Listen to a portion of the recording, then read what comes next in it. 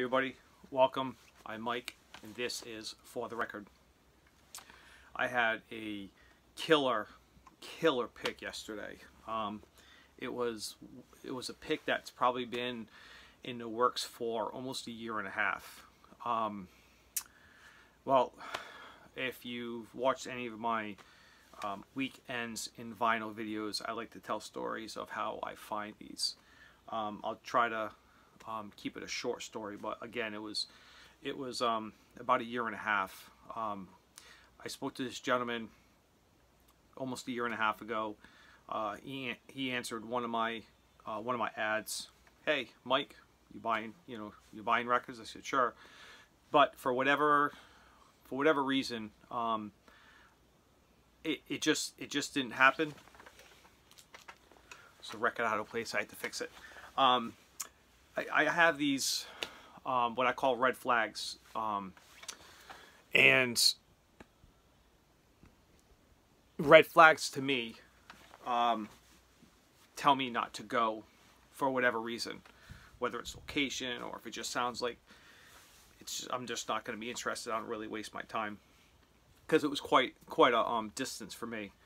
So one of the red flags was if he had lived closer, I probably would have at least gone and looked at them. But one of the red flags for me was he had told me that he had purchased most of his records or acquired them when he was in the service. He was in the Navy, and much respect to veterans. But he was telling me that, so if you were in a service, or if you're a veteran yourself, you have to really kind of mark everything that you own. You have to put your name or your social security number on it. So what he did, unfortunately, with what he was telling me, was he had used a paint marker, like actual paint, not like a Sharpie, but an actual paint marker, and he had put his social security number on every single album he had in the dead wax, which, if you're careful, you can do it without it being too much of an issue, but he did it, and that was one of the major red flags of one of the reasons I didn't really pursue going to look at his collection. He told me he had about 75 to 100, somewhere around there. He was way off, by the way. So whatever. That's just one red flag. So a few days ago, I get a call. Hey, is this Mike? I'm like, yeah. He goes, do you buy records? I said, yeah. And his voice was eerily familiar. I was like, who is this guy? Anyway, we were going back and forth, and he explained to me that we had a while back, he had contacted me for me buying records. So this time, I kind of was like, I was asking a few more questions. Hey, you told me you did this, and you told me you had to personalize everything, and blah blah blah blah blah. And it was actually a better time, because I was in that area anyway. It just by chance he had called me just a day or two prior, and I was like, okay, well, I'm going to be in the area that day, so why not? I wasn't gonna. It's over a drive for me, but from my house. But I was going to be there anyway, so I figured, what the hell. So he had mentioned that he had to put his social security number and everything. I was really put off by that. I was like, forget it. This is just a waste. So I went there. It was up his attic. It wasn't weird at all. They were just up in the attic, and it was quite, I was overwhelmed, to say the least. So he had, like I said, he had mentioned he had about 75 to 100. He said, oh, I have a box of records up there. This is 75 maybe to 100. He's like, box is fucking heavy. He's an older guy, probably in his 70s, so 60s, 70s. So he doesn't go up in the attic. Last time he was up in the attic was when he put them there in the 70s or 80s. But when I was looking through them, I realized there were some that were not that old, so somehow some of them got put up there sooner. But that's all right. So a lot of them were up there for many years, for a few decades anyway. So I went up there, and he had, I think there were 4 boxes. There were, if I would guess them, probably 200 to 300 in each box. give or take. So he had no idea what he had up there. He was telling me stories about how he'd gone to concerts and how he had acquired signatures and autographs, and he backstage and told me all his concerts he was going to. He's down below. I'm up in the attic.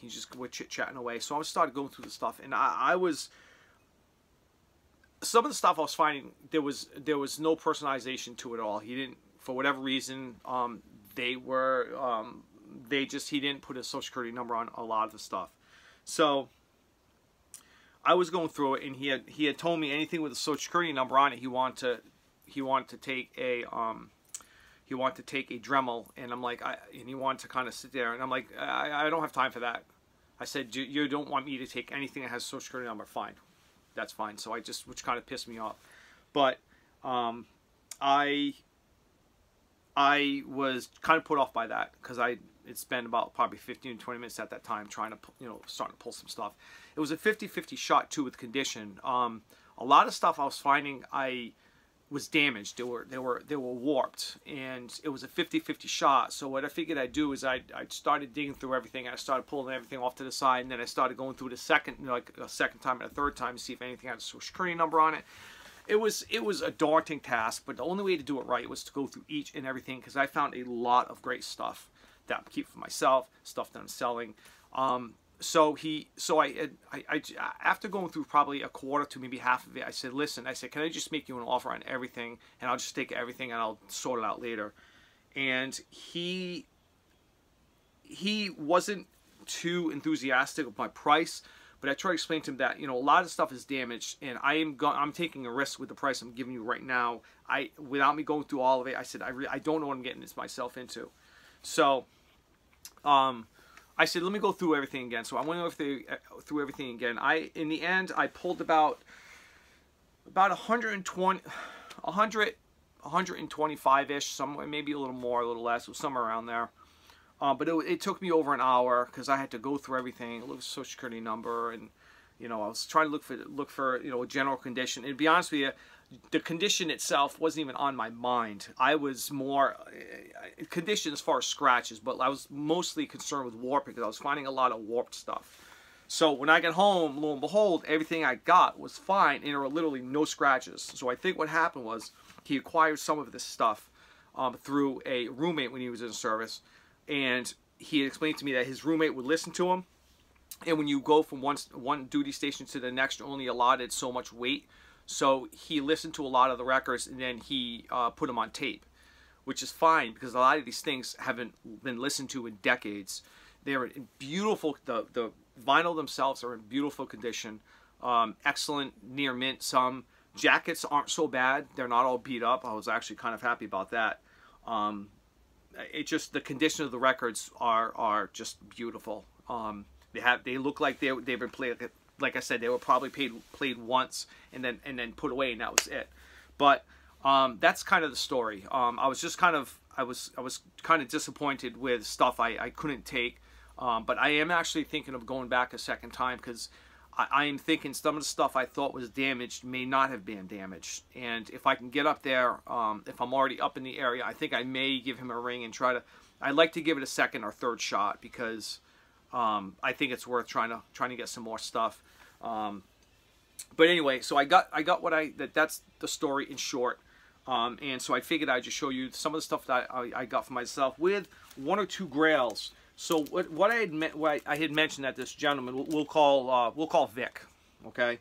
He had mentioned that he was big into concerts, and let me show you the grail first. He was big into concerts. He'd been to concerts.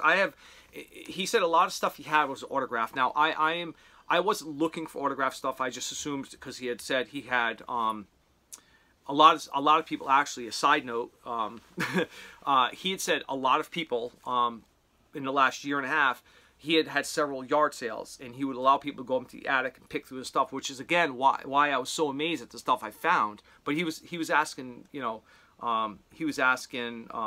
specific prices on stuff at that time. So a lot of it, another red flag for myself was he had already said several people had already been up there and they've picked through everything, and I'm like, well, what the fuck is going to be left? So I wasn't looking for autograph stuff. I wasn't trying to take anything from him.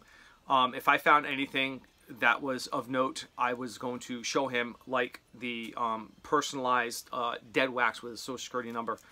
But he had mentioned, again, concerts. He'd been to concerts 60s, 70s, 80s. He had a lot of stuff autographed. He met Kiss. He did this. So if I had found anything, I had no reason to doubt that it was authentic. So I got home, started processing everything.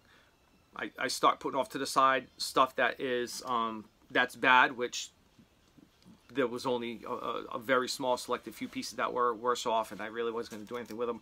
I make a pile for stuff I was going to keep, a pile of stuff I was going to sell, and then I wash things in the next days, which what I did today.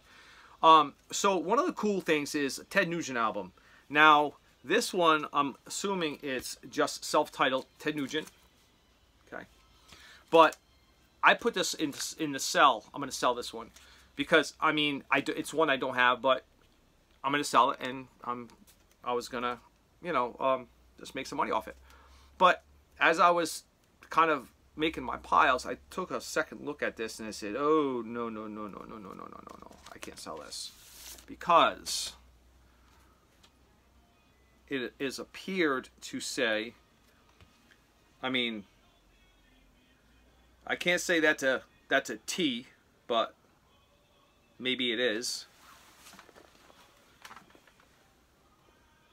With gold marker. It's not a, I don't think it's a Sharpie. It's like a gold pen. Ted Nugent. Hard to make out, but, you know, that was kind of a neat find. I am keeping that one. And again, I didn't see this and take it maliciously. I found out it was signed after. So, there's one anyway. And the record is mint, right? Another one, Head East. Some songs on this I didn't realize they sang. Great album. This was the one that was, out of everything I kept for myself, is probably the one that I was most happy that I had gotten. Okay, this is Grand Funk's second album, self-titled Grand Funk. Okay, beautiful copy. Jacket's a little beat up, but the record's absolutely fine. Heart.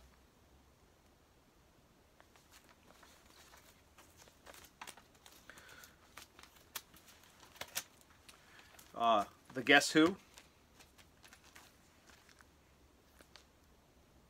Double album. 38 Special, live at the Rainbow Music Hall, March 26, 1980.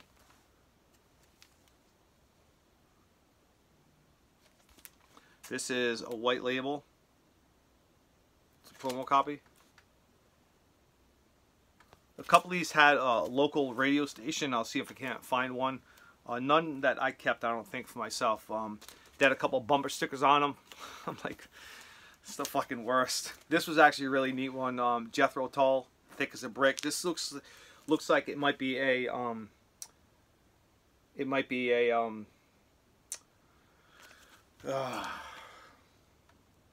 it's like a live concert. A bootleg. Looks like it's some sort of bootleg. It's a pretty neat label though. But clean copy.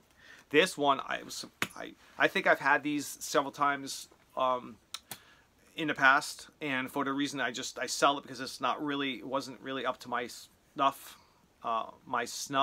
as far as condition wise, so I just kind of passed on to somebody else. But this one is a beautiful copy.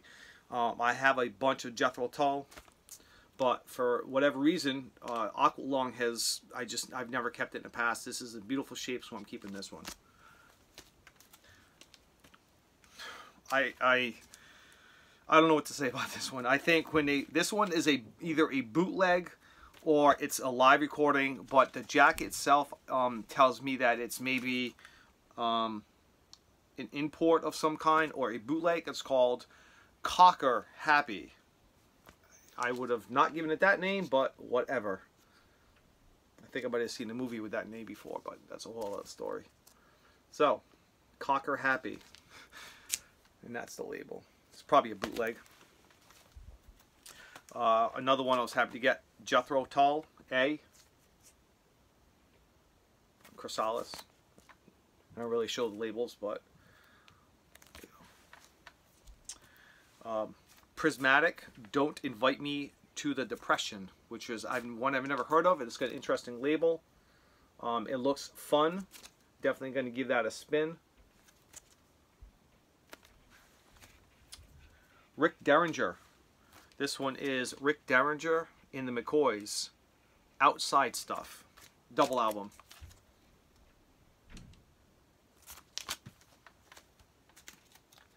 Pat Benatar.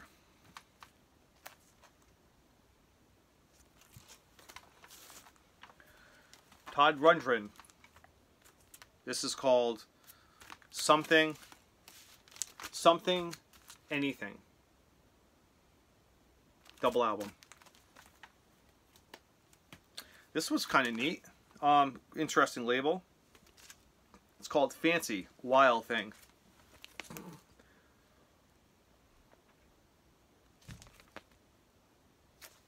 Now that's everything that I am keeping for myself.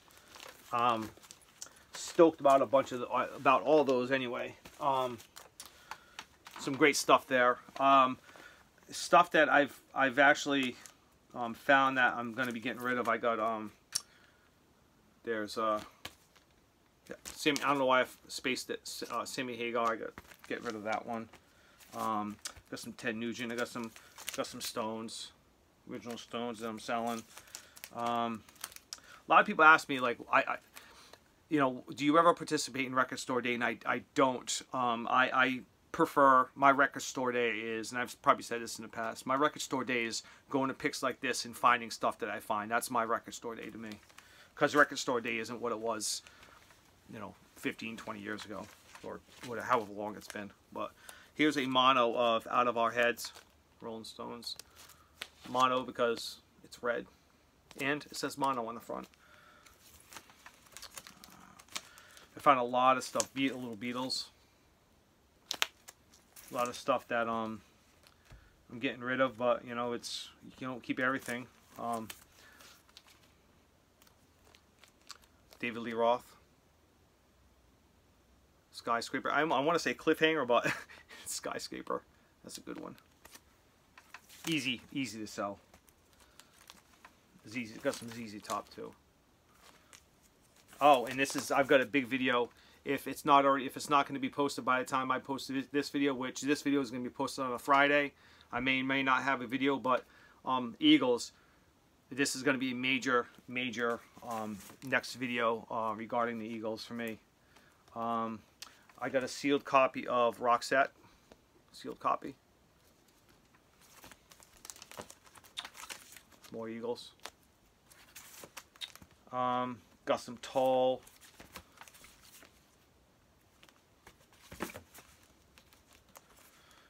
What else do I have? Oh, it's a beautiful copy. Even the copy I have, I'm not going to swap it out for this one, but this is the best copy. This is an original. It's the newspaper. This is an original copy of Jethro Tull. And even my copy's not this clean, but I'm selling this one. This is, I've never seen a copy this clean. This is super nice. I don't want to say mint, but pretty fucking close. This is kind of neat. You got an original Jethro Tull living in the past, okay? But also this is, I didn't realize this existed, but they did some sort of a reissue, maybe like an economy, just to be a little cheaper. They redid it, which is kind of neat. And the last three are easy sellers. You got Heart. This is actually the Greatest Hits Live. It's a double album. I put a price tag on it, so I'm probably more than likely going to sell it. But sometimes after a few days, I look back and I'm like, oh, I don't want to sell that. But this is one I don't have, but I'm selling this one. This will sell. You know, Meatloaf. And then Aerosmith, easy sellers. No doubt easy sellers. I have many more, but that's really it. I just wanted to kind of I love telling a story. I love getting I love giving stories of picks that I go to whenever it is interesting. And waiting a year and a half for this pick was I didn't pay any mind to it, but to get a call out of the blue, all those red flags were still there, and I still it was weird because the red flags were there, but I had, you know, the devil on the shoulder going, just go and check, just go and look, and I did. And if I didn't, I wouldn't, you know, have met, you know, a veteran who fought for his country, and super nice guy. Weird that we've never met before, but considering where I work, but to get there and find all the good stuff, he had no clue how many records he had up there. I don't know if like time passes or if it's the pot he smokes, which was I was up in the attic going through all the stuff, and he's like, "Hey Mike," he was like, "Yo." He's like, "You mind if I smoke any pot?" And I said, "Why are you asking me?" And he's like, he says, he's like, "Well, you know, I just want to make sure it's cool with you." And I said, "It's your house. Do what you want to fucking do." So we're chit-chatting back and forth. He's down ground level. I'm up in the attic, and we're talking. He's puffing away. He's what a nice guy. And he had a great collection, great tasty music, and the stories he was telling me about his record collecting and concerts he's been to, and all the celebrities, the artists he's met was pretty cool. So that's it. Big video coming up regarding the Eagles, but that video is probably going to come up before this video is up, so this is going to be old news if you're watching this. Hope everybody has a happy and safe weekend. Don't text and drive, stay in school, don't do drugs, be kind to others. Peace.